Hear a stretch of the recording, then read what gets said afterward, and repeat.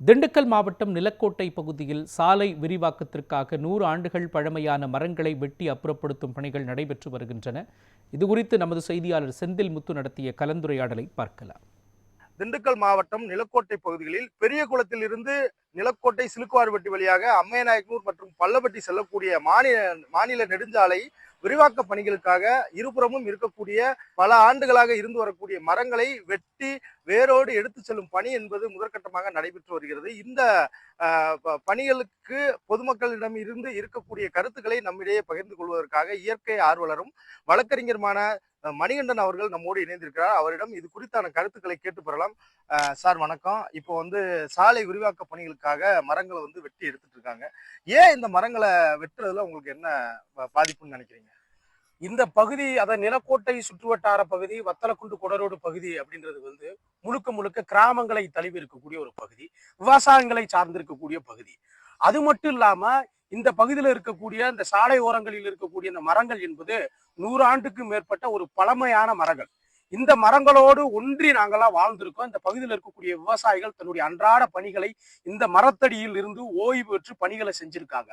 அப்படிப்பட்ட சூழல்ல எங்களோடு ஒரு மனிதர்களாக நாங்கள் பார்த்து உருவாக்கிய அந்த மரங்களை, நாங்கள் பார்த்து வளர்த்த அந்த மரங்கள் வெட்டப்படும் பொழுது மிகப்பெரிய மனவேதனையா இருப்பதோடு இயற்கையினுடைய பேர அழிவாக நாங்க பாக்குறோம். பொதுவா வளர்ச்சின்றது தவிர்க்க முடியாத ஒண்ணு. அதுக்காக இந்த சாலை இருவழிச்சாலையா இருந்தது இப்போது 4 வழிச்சாலையா மாத்துறதுக்கான ஒரு விரிவாக்க பணிக்காகத்தான் இந்த மரத்தை வெட்டுறாங்க. அப்படி பார்க்கும்போது இந்த மரத்தை வெட்டி தான் ஆகணும். இதுக்கு மாற்றா என்ன நினைக்கிறீங்க? பொதுவா வளர்ந்த நாடுகள்ல என்ன செய்யறாங்கன்னா, மரங்களை வெட்டக்கூடாது, இயற்கையில அழிக்கக்கூடாதுன்ற ஒரே காரணத்தின் அடிப்படையில அதற்காக மாற்று திட்டங்களை எல்லாம் வகுத்துக்கிறாங்க.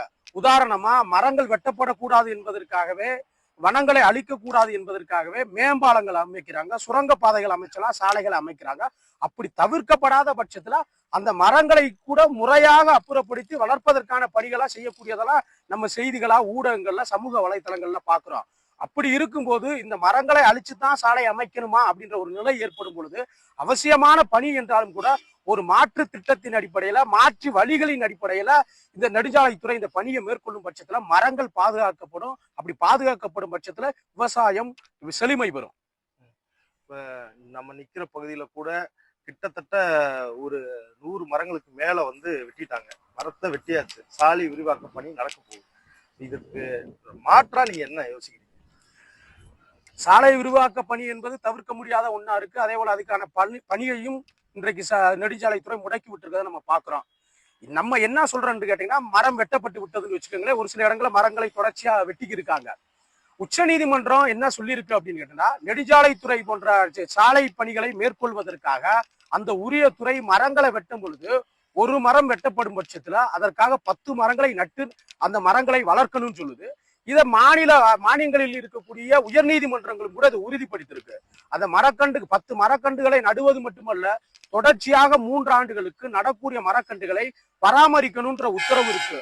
அப்படிப்பட்ட இந்த உத்தரவுகளை நெடுஞ்சாலைத்துறை பராமரிச்சாலே, பாதுகாத்தாலே, நடைமுறைப்படுத்தினாலே கூட இயற்கைக்கான வழிவகை மீண்டும் புத்துயிர் பெறுவதற்கான வாய்ப்புகள். தற்பொழுது இந்த பகுதியில் சாலை விரிவாக்க பணிகளுக்காக வெட்டப்படக்கூடிய மரங்கள் ஒரு புறம் இருந்தாலும் கூட சாலை பணி என்பது தவிர்க்க முடியாத ஒன்று. எனவே வெட்டப்படுகின்ற ஒவ்வொரு மரத்திற்கும் நீதிமன்றத்தினுடைய வழிகாட்டுதலின் அடிப்படையில் 10 மரக்கன்றுகளை நட்டு அதனை 3 ஆண்டுகள் சம்பந்தப்பட்ட துறை பராமரிக்க வேண்டும் என்று இப்பகுதியில் இருக்கக்கூடிய பொதுமக்களினுடைய குரலாக இயற்கை ஆர்வலர் திரு மணிகண்டன் அவர்கள் தற்போது கோரிக்கையை முன்வைத்திருக்கிறார். நியூஸ் 7 தமிழ் செய்திகளுக்காக திண்டுக்கல்லில் இருந்து செய்தியாளர் செந்தில்.